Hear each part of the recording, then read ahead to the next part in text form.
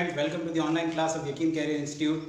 कल हम लोगों ने स्टडी किया था मैटर इन आवर सराउंडिंग, जिसके अंदर हम लोगों ने 9th क्लास का जो चैप्टर है मैटर इन आवर सराउंडिंग, इसका बेसिक इंट्रोडक्शन, मैटर क्या होता है, किस तरीके से काम करता है, कैसे उसके इंटरनल पार्टिकल्स अरेंज होते हैं और सब के बारे में डिस्कस किया था। आज हम लोग उसी डिस्कशन को आगे कंटिन्यू करेंगे और कुछ और फर्दर उसके जो फैक्ट्स हैं उसके बारे में स्टडी करेंगे। थोड़ा सा पहले हम लोग छोटा सा एक क्विक रिवीजन कर लेते हैं उसके ऊपर, ताकि आप लोगों को कल का चीज़ पूरा वापस से रिवाइज हो जाइए।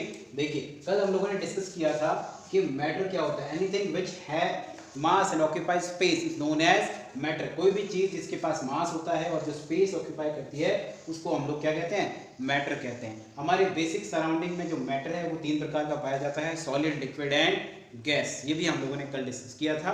उसके बाद हमने मैटर की जो बेसिक प्रॉपर्टीज होती हैं उसके बारे में डिस्कशन किया था कि what are the different properties of matter. Matter के पार्टिकल्स एक दूसरे को अट्रैक्ट करते हैं, उनके बीच में एक स्पेसिफिक फोर्स होता है, उन दो आपस एक दूसरे के मैटर को फ्लो भी कर सकते हैं depending upon the state of matter. कैसी स्टेट है उस हिसाब से वो फ्लो भी कर सकता है, और अलग अलग उसकी जो प्रॉपर्टीज थी, रिजिडिटी, हार्डनेस वगैरह, उसके बारे में हमने थोड़ा सा डिस्कशन किया था। ठीक है, आज हम लोग उसी डिस्कशन को आगे बढ़ाएंगे कि क्या इंटरचेंजिंग ऑफ स्टेट पॉसिबल है, मैटर्स के आपस में इंटरचेंजिंग ऑफ स्टेट को पॉसिबल किया जा सकता है क्या? ऑब्वियसली किया जा सकता है। आप सबने देखा होगा, जैसे हम छोटा सा एग्जांपल लेते हैं। अगर मैं एक सिंपल सा एग्जांपल लूं आइस का, किसका एग्जांपल लेता हूं? आइस का। ठीक है, आइस को जब मैं हीट करूंगा तो क्या बनेगा? वाटर बनेगा। आइस को हीट करने पे क्या बनता है? वाटर बनता है। ठीक है, और अगर वाटर को मैं और ज्यादा हीट करता हूं तो क्या बनेगा? वेपर बनेगा। वाटर वेपर्स बन जाएंगे, है ना। तो ये स्टेट क्या है? Solid, liquid, gas. तो on the application of heat, जैसे जैसे मैं टेम्परेचर को राइज करता हूं, मैटर की जो स्टेट है वो चेंज होती है, सॉलिड से लिक्विड में, लिक्विड से गैस में चेंज होती है। ठीक है, इसी का अगर मैं उल्टा करता हूं, क्या करता हूं? उल्टा करता हूं, मतलब अगर मैं वेपर को वापस से क्या करता हूं? कूल करता हूं। कूल करूंगा तो क्या बनेगा मेरे पास? वाटर बनेगा। ठीक है, वाटर को वापस से मैं कूल करूंगा, ठंडा करूंगा, तो क्या बनेगा मेरे पास? आइस बनेगा। यानी यहां से मुझे पता है कि आज की हमारी जो हेडिंग है वो है change in state of matter. क्या हेडिंग है हमारी? Change in state of matter. जो मैटर की स्टेट है उसमें चेंज पॉसिबल है अगर आप लोग उसके ऊपर किसी 2 तरह के एप्लीकेशन करते हैं। अगर ज़्यादा प्रेशर का एप्लीकेशन करते हैं तब भी स्टेट में चेंज पॉसिबल है, और टेम्परेचर का एप्लीकेशन करते हैं तब भी स्टेट में चेंज पॉसिबल है। ठीक है, तो जो change in state of matter है वो बेसिकली 2 तरीकों से हो सकता है। कौन कौन से तरीके हैं हमारे पास? एक है बाय चेंज इन टेम्परेचर, पहला तरीका है बाय चेंज इन टेम्परेचर। दूसरा तरीका है बाय चेंज इन प्रेशर। अगर आप चेंज इन टेम्परेचर करते हैं तब भी हमारा पॉसिबल है कि उसे हम लोग आराम से क्या कर सकते हैं? स्टेट को चेंज कर सकते हैं। और अगर आप प्रेशर को चेंज करते हैं तब भी हम लोग उसमें स्टेट में चेंज ला सकते हैं। ठीक है, कैसे चेंज आता है उसको थोड़ा सा हम लोग डिटेल में स्टडी करते हैं, उसके बाद देखेंगे क्या चेंज आता है, क्या होता है। देखिए, सपोज करिए कि मैंने एक सॉलिड सब्सटेंस ले लिया। सॉलिड सब्सटेंस में हमने कल डिस्कस किया था कि उसके जो पार्टिकल्स होते हैं वो एक दूसरे से पास में पैक्ड होते हैं, एक दूसरे के पास पास पैक्ड होते हैं, यानी उसके बीच का जो इंटरमॉलिक्यूलर इंटरएटॉमिक स्पेस होता है वो बहुत ही कम होता है। जब मैं इसके ऊपर क्या अप्लाई करूंगा? टेम्परेचर अप्लाई करूंगा, मतलब टेम्परेचर को मैं राइज करूंगा इसकी। जब टेम्परेचर को राइज करूंगा तो क्या होगा? इनके बीच का ये जो इंटरमॉलिक्यूलर फोर्स है, इनके बीच का जो ये इंटर स्पेस या इंटर एटॉमिक जो फोर्स है वो क्या होगा? ओवरकम कर पाएंगे हम लोग। क्या कर पाएंगे? ओवरकम कर पाएंगे। जैसे जैसे इस फोर्स को मैं ओवरकम करूंगा, यानी पार्टिकल्स को एक दूसरे से अलग करूंगा तो ये डायग्राम अपने आप किस में कन्वर्ट होने लगेगा? पार्टिकल्स थोड़े दूर दूर जाने लगेंगे। क्या होने? दूर दूर जाने लगेंगे। ठीक है, ये पार्टिकल्स जो दूर दूर जाने लगेंगे जिसकी वजह से इसके अंदर प्रॉपर्टीज आने लगेगी। किसकी? लिक्विड की प्रॉपर्टीज आने लगेगी। किसकी प्रॉपर्टीज आने लगेगी? लिक्विड की प्रॉपर्टीज आने लगेगी। ओके, अब जितना ज्यादा आप इसके ऊपर टेम्परेचर बढ़ाते जाएंगे उतने ज्यादा ये पार्टिकल्स एक दूसरे से क्या चले जाएंगे? दूर होते जाएंगे, काइनेटिक एनर्जी को गेन करते जाएंगे। जैसे जैसे ये काइनेटिक एनर्जी को गेन करेंगे वैसे वैसे ही ये क्या बनते जाएंगे? नेक्स्ट स्टेट की तरफ कन्वर्ट होते, और ज्यादा दूर गैप आ जाएगा इनके बीच में, ये गैप बढ़ता जाएगा और स्टेट क्या होती जाएगी?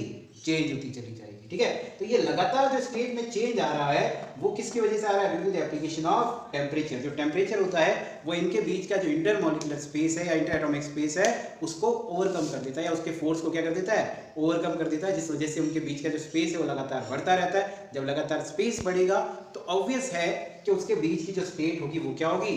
चेंज होगी, यानी सॉलिड से लिक्विड बनेगा, लिक्विड से गैस बनेगा। ठीक है, तो ये होता है हमारा इंटर जो मॉलिक्यूलर फोर्स है उसको ओवरकम करके हम लोग by the application of temperature हम क्या कर सकते हैं, उसकी स्टेट को चेंज करवा सकते हैं। अब इसी का उल्टा करें, अगर मैं टेम्परेचर को कम करूं, क्या करूं, कूल, तो पार्टिकल्स क्या होंगे, पास पास आएंगे, इसके भी पार्टिकल्स क्या होंगे, पास पास आएंगे, तो अपने आप क्या बनेगा, गैस से लिक्विड, लिक्विड से सॉलिड बन जाएगा वापस। ठीक है, तो आप लोग समझ गए होंगे कि इंटरमॉलिक्यूलर फोर्स है, उसी के कारण ये सारा चेंजमेंट ऑफ स्टेट पॉसिबल होता है। बहुत ही इजी तरीके से इसको किया जा सकता है। सिर्फ आपको क्या करना है, टेम्परेचर को एक फिक्स एटॉमिक जो प्रेशर होता है हमारा, उसके ऊपर एटमॉस्फेरिक प्रेशर के ऊपर आपको अप्लाई करना है, स्टेट क्या होगा, अपने आप चेंज होगा। ओके, चलिए इसको देखिए। तो change in state of matter जो है वो दो तरीके से पॉसिबल है, by the change of temperature या राइज ऑफ टेम्परेचर या डिक्रीज ऑफ टेम्परेचर। ओके, दूसरा है by change in pressure, application of pressure के जरिए भी आप क्या कर सकते हैं, मैटर की स्टेट को चेंज कर सकते हैं। ठीक है, चलिए डिस्कस करते हैं। पहला पॉइंट वो है हमारा चेंज इन टेम्परेचर। पहला पॉइंट क्या है, चेंज इन टेम्परेचर। ओके, देखिए तो सॉलिड किसमें चेंज होगा, लिक्विड में, लिक्विड किसमें चेंज होगा, गैस में। इसका उल्टा करूंगा, गैस चेंज होगा लिक्विड में, लिक्विड चेंज होगा सॉलिड में। इसको कूलिंग के जरिए कर सकते हो, ऊपर वाले को हीटिंग के जरिए। टेम्परेचर बढ़ाओगे तो सॉलिड लिक्विड गैस सीरीज चलेगा, टेम्परेचर डिक्रीज करोगे तो गैस लिक्विड और सॉलिड का सीरीज चलेगा आपके पास। ठीक है, चलिए पहला पॉइंट डिस्कस करते हैं, वो है आपका by the change in temperature. ठीक है, चेंज इन टेम्परेचर अब आप डिस्कस करते हैं तो आपके पास क्या आता है, एक ऑब्वियस सा वर्ड है जो आपके माइंड में आना चाहिए, दैट इज मेल्टिंग।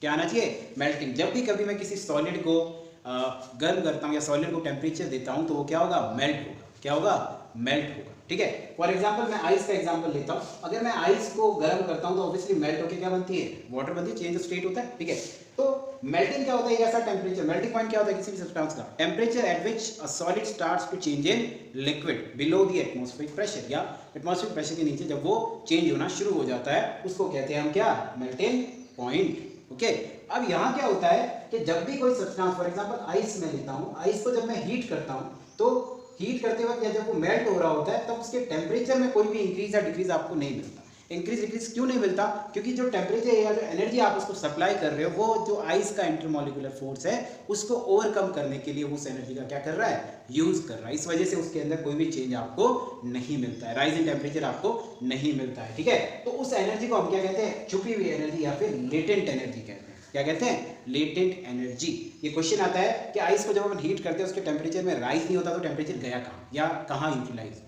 ओके, तो ऑब्वियसली वो टेम्परेचर कहाँ यूटिलाइज हुआ, to break the intermolecular force. Intermolecular force को ओवरकम करने के लिए वो टेम्परेचर क्या हो जाता है, यूटिलाइज हो जाता है। सिंपल, ठीक। देखिए तो उस एनर्जी को कहते हैं हम लेटेंट हीट ऑफ फ्यूजन। अगर मैं मेल्टिंग की बात करता हूँ या मेल्टिंग पॉइंट की बात करता हूँ तो बोलेंगे latent heat of fusion. Definition में आप लिख सकते हो कि 1 kg ऑफ आइस को मुझे अगर लिक्विड में कन्वर्ट करना है तो उसके लिए कितनी हीट एनर्जी चाहिए, that will be known as latent heat of fusion. 1 kg of ice को कन्वर्ट करना है, इसमें लिक्विड के अंदर कन्वर्ट करना है तो मुझे कितनी एनर्जी की रिक्वायरमेंट होगी। ठीक है, चलिए नेक्स्ट देखिए, अगर लेटेंट हीट ऑफ फ्यूजन की मैं बात करता हूं तो वो आइस को किस में कन्वर्ट करेगा, चलिए तो लेटेंट हीट ऑफ फ्यूजन क्या हुआ, जब मैं आइस को कन्वर्ट कर रहा हूं किसमें, वाटर के अंदर, तो 1 kg ऑफ सॉलिड को अगर मैं लिक्विड में कन्वर्ट करता हूँ उसके लिए जो इंटरनल एनर्जी चाहिए या जो हीट उसको रिक्वायर्ड होती है उसको कहते हैं क्या, लेटेंट हीट ऑफ फ्यूजन। ठीक है, ये टेम्परेचर को इंक्रीज करते वक्त की एनर्जी है। कब की एनर्जी है, टेम्परेचर को इंक्रीज करते वक्त की एनर्जी है। ठीक है, चलिए तो that is known as latent heat of fusion कहते हैं इसको। ओके, चलिए दूसरा पॉइंट है इसका, दैट विल बी, चलिए एक बार इसको आप नोट कर लीजिए, उसके बाद हम लोग सेकंड पॉइंट अच्छे से डिस्कस करते हैं। इंपॉर्टेंट पॉइंट इसमें क्या है, melting point, latent heat of fusion, ये दोनों चीजें आपके लिए इंपॉर्टेंट है, इसके ऊपर क्वेश्चंस आपको देखने को मिलते हैं। ठीक है, चलिए एक बार इसको नोट करिए फिर आगे बढ़ते हैं।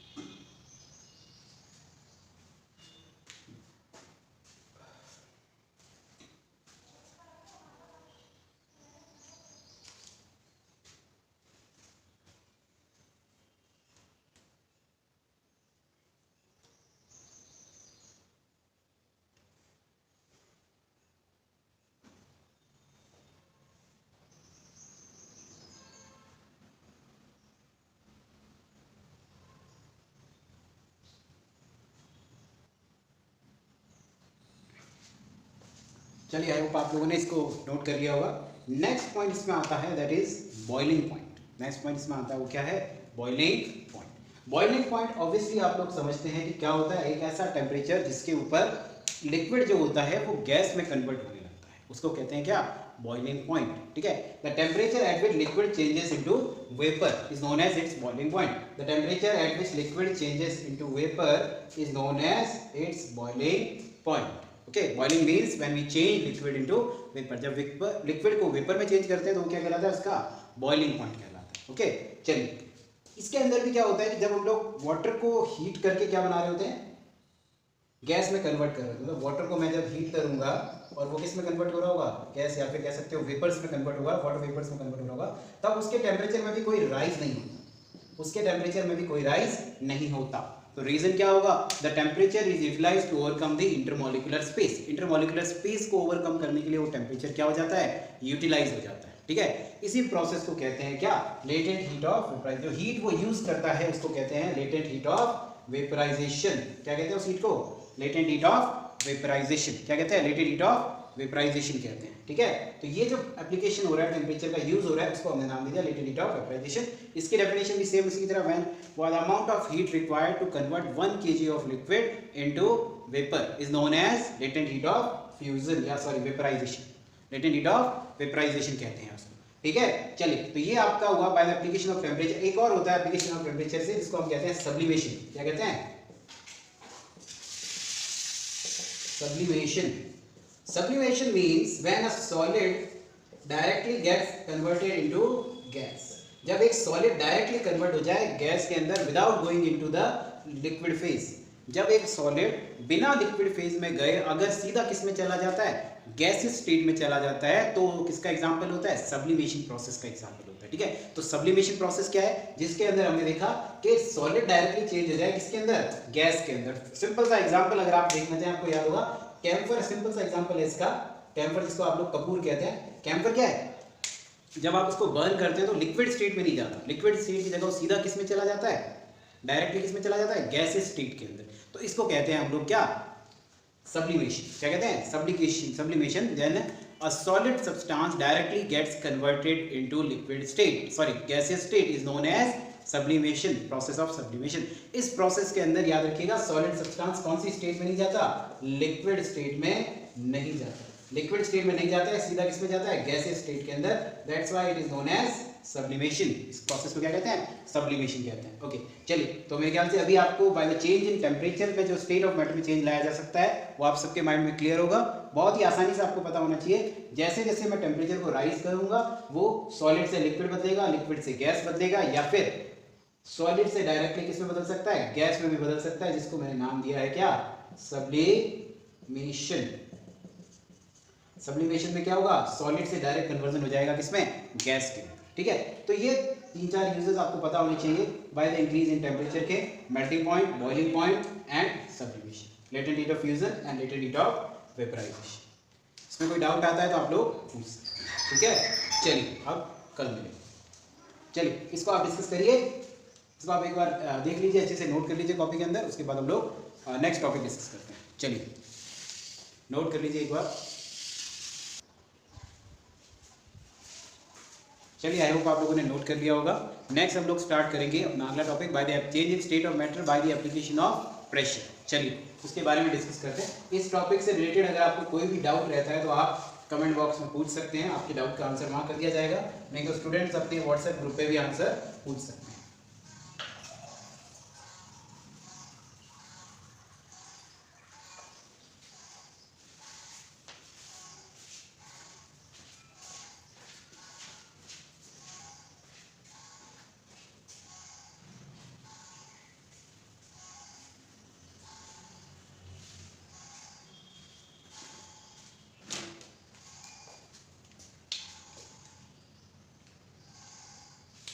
चलिए नेक्स्ट हेडिंग है change in states of matter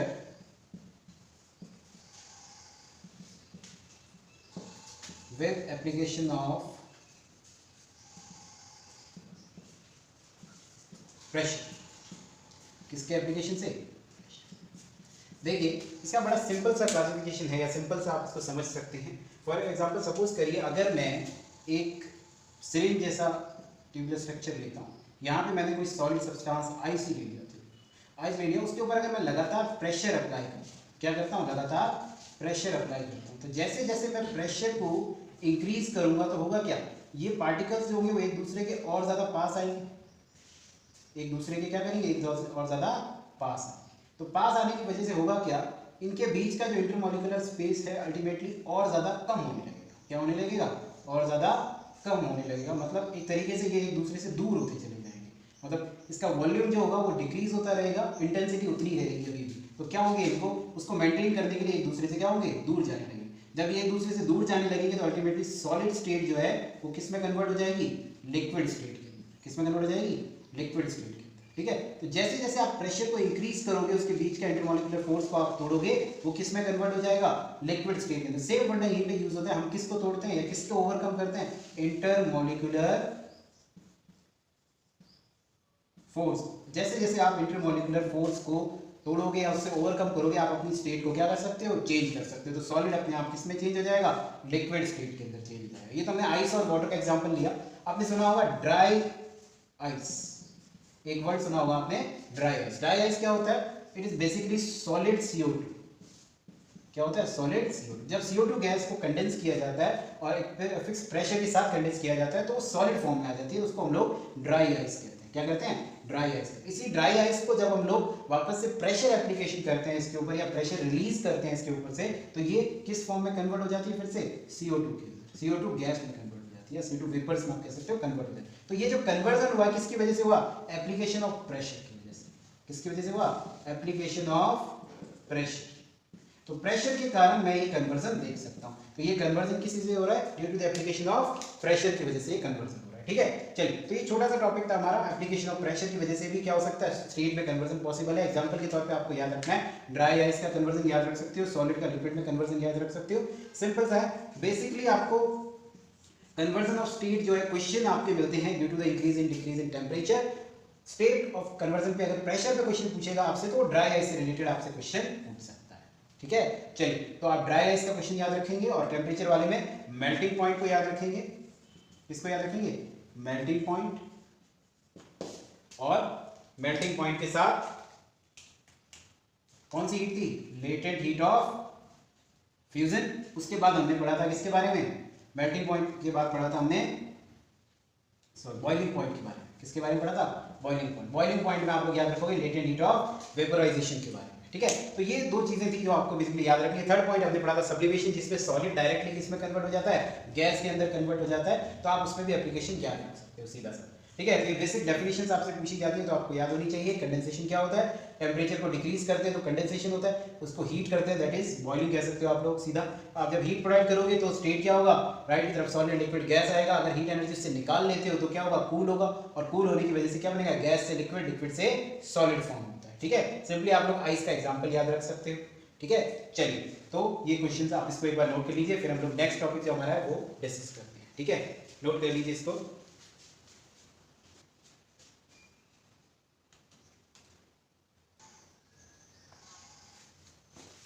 चलिए, आई होप आप लोगों ने नोट कर लिया होगा। ये हमने आज डिस्कस किया था state, change in state of matter. दो तरीके से पॉसिबल था, by the application of temperature and by the application of pressure. आज का होमवर्क आप लोगों का सिंपल सा है, दोनों टॉपिक्स को आप रिवाइज करेंगे अच्छे से। कोई अगर डाउट आपके माइंड में आता है तो वो पूछेंगे। होमवर्क क्वेश्चन के तौर पे आप क्वेश्चन नोट कर सकते हैं, दो क्वेश्चन आप लोग नोट कर सकते हैं। When ice is melted to water its temperature does not changes, why. जब आइस को मेल्ट किया जाता है वाटर की फॉर्म में तब उसका टेम्परेचर चेंज नहीं होता है, ऐसा क्यों। पहला क्वेश्चन आपको ये करना है। दूसरा इसी से related question, when water is boiled to vapour its temperature also does not change, उसका टेम्परेचर भी चेंज नहीं होता है, ऐसा क्यों। ठीक है, ये आपको इसमें बताना है। ठीक है, अब आपसे कल की क्लास में देखेंगे इसके आगे टॉपिक्स को। तब तक आप लोग घर पे रहिए और सेफ रहिए। Okay, have a good day.